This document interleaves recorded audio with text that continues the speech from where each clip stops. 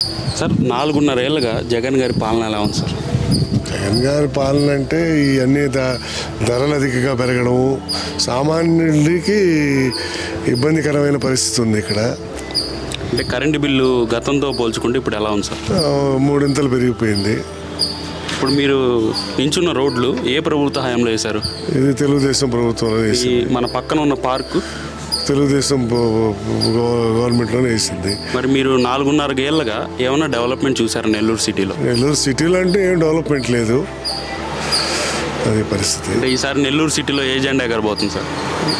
నాకు తెలిసి చెప్పలేము, వాతావరణం బట్టి.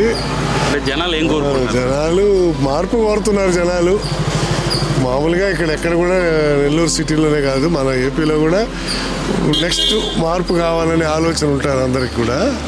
దాన్ని బట్టి ఎలక్షన్ అప్పుడు ఏం జరగదు అనేది మనం చెప్పలేము.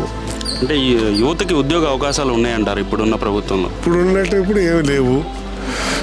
వాలంటీర్లు అవి ఉన్నాయి, చిన్నవి.